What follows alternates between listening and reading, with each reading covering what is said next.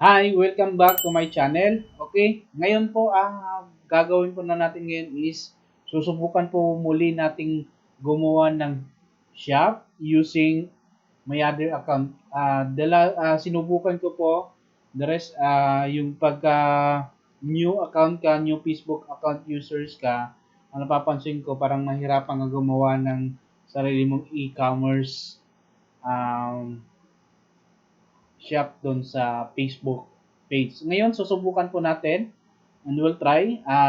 Ginawa ko pong admin yung another account ko na more than 6 months ago, a year na siya, o 2 years na po yung account na yon.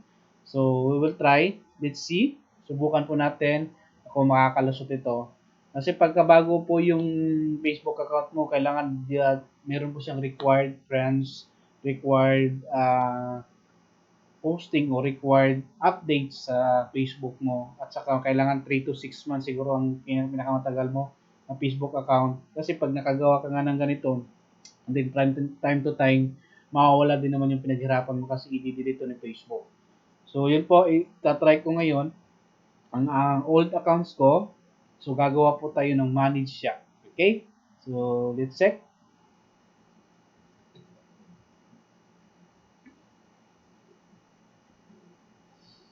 Bukan natin.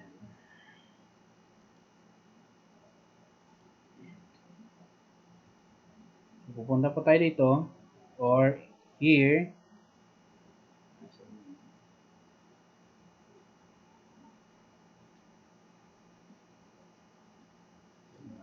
Check na natin.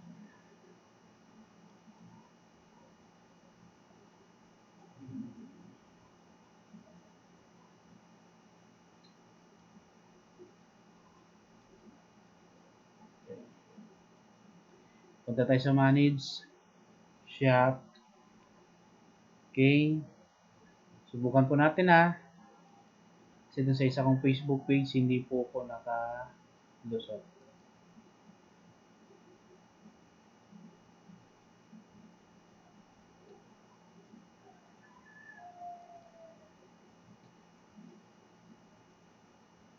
Yung check natin, choose a check out messaging, and then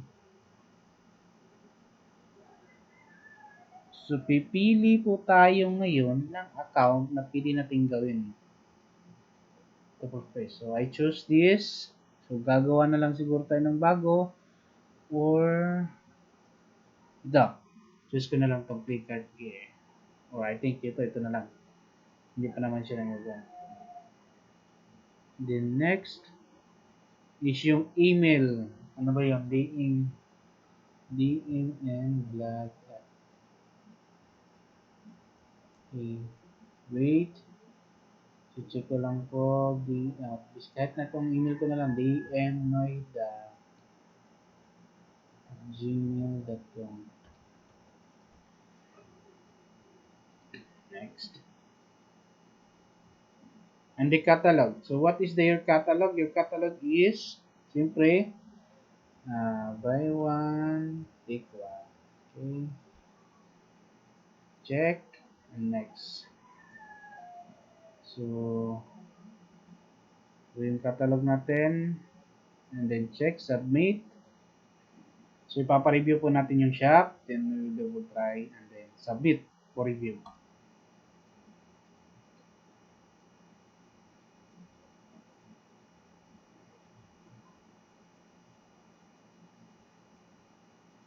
Wow! Nakapasok. So, ibig sabihin, nakabase talaga siya sa kailangan old yung Facebook mo, kailangan wala pa siyang business manager, and then, napakaganda po. So, give the customers a way to view your shop. So, change now. Then, view your shop or customize. Pwede, siyempre, customize po natin yung shop natin kasi wala pa po tayong product. Ngayon, ang gagawin po naman natin ay maglalagay po tayo ng product. So, subukan natin na mailagay ito. So, check natin. Let's follow. So, tayo punta kay ito. Yan. Shop. Pwede naman po doon. So, yun. So, meron ako nakita dito. View all products. Susubukan natin dito kung pwede natin to siyang gawing way na makapag-add tayo. So, yon. So, doon sa e-commerce kasi na ginawa natin yung shop. So, try natin dito ngayon. So, subukan natin ha. To add products in our catalog manager. So, items. Yon. Add the items. And then manually.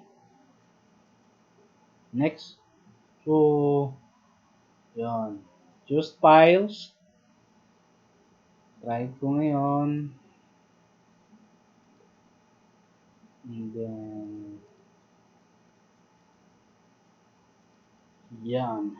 Products. So, buy one, take one po naman yung ginagawa natin. So, buy one, take one. Subukan natin. Title. Siyempre, buy screen B1, T1. So, okay. Description. So, sa okay. So, dyan.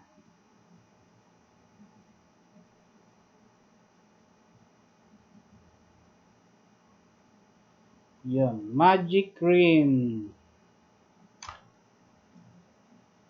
Okay. Kailangan po natin ito ilagay. Magic fish cream. So, ganito lagyan magic. So, wala naman po siyang nagmamayari sa magic na yan kasi napakaganda po. Yan po ay common na word. Okay. So, website link. Because this item piso po. Yan, Philippine piso. 2,271. Buy one take one na po yan kasi cash on delivery, free shipping pa. Napakaganda. Lagyan natin dyan. Cash on delivery, free shipping pa. Free shipping.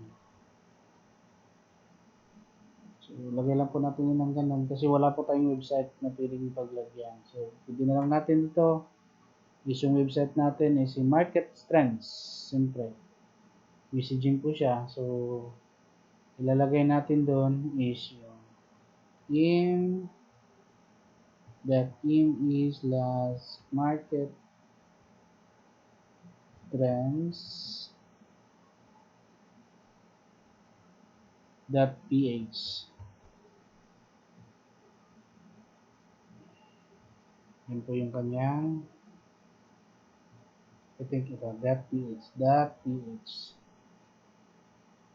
Okay. Condition new on sale po yan, di ba? This item is on sale. Bakit?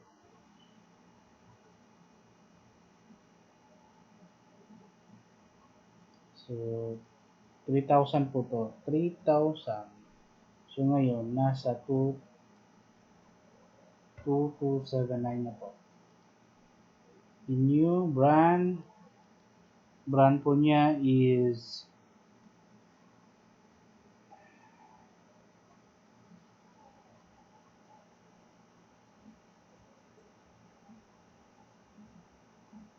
lagyan natin ang brand nito is Prime. Okay, and then next, visibility, and select the category. So, category po niya is on skincare. Yan. Para na siyang Lazada. So, amount of product that buyers will receive in weight or volume. 0.12 liter. Liters po siya. Ingredients. Age group. Adult. Pwede na to. Adult. Unisex. Ganyo. And then the ingredients, pwede nyo naman po ilagay, pwede naman po hindi. Or I think it's a required, but we'll try.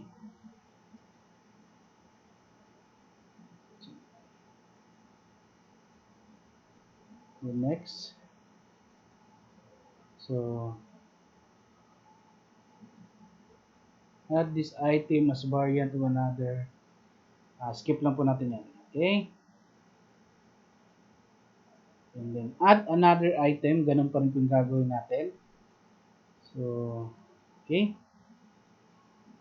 So, yan. Sabon naman po tayo. Glota. Sa glota po natin is Natura White B004. Okay. Description, check natin dito.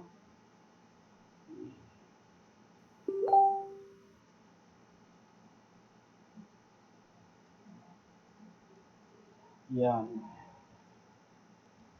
Okay. Cash and delivery.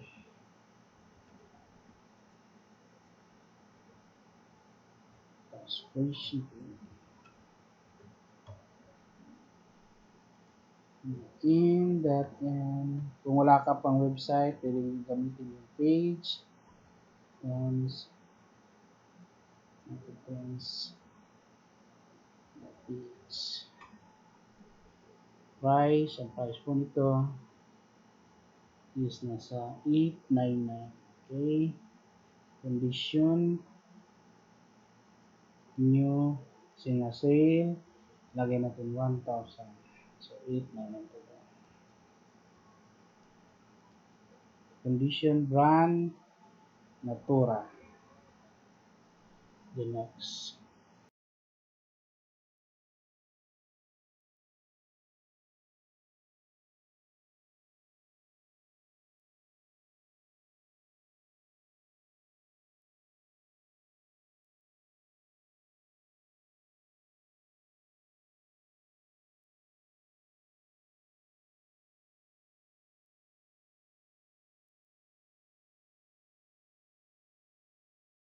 Then, go. Close. So, na-add ko na lahat. So, we will double check the item.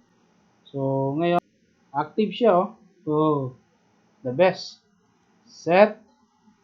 Set natin. Issues. Feature products. Okay, data source. So, i-mention lang natin. So, nakapag-add na po tayo ng product. So, makikita natin ngayon. So, na-add na natin. So, ang pag-set up na lang ngayon. So far, so good. Inactive pa siya. So, isa-set natin ngayon dito. Edit. Confirm. Confirm. Okay. And then, see? Dynamic ba o manual? Mas mabuti. Ito muna. Confirm. Then,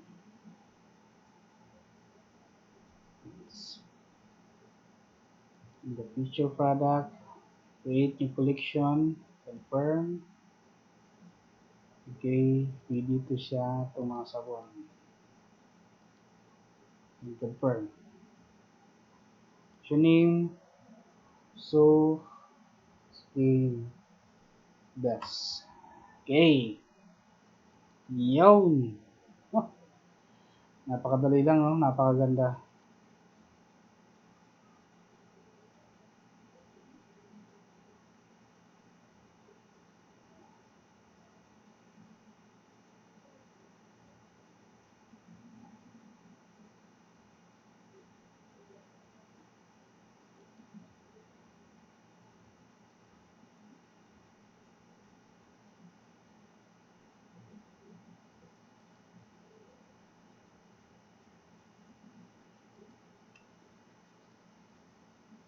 And then publish, updates, submit.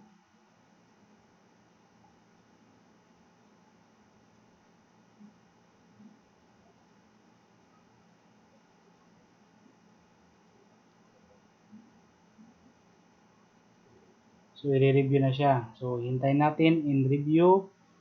Hopefully, makapasa tayo. So, yun lang po. Ganun lang po kadali. So, pag hindi pa rin talaga siya nakalusot, and then, upload for another content. Kasi may hinahanap yan eh. Meron siya qualification ng image na na-upload na product mo. So, yun lang po. Hanggang dito muli. Let's see. And then, see you on another video po ng tutorial natin. Maraming salamat po sa pag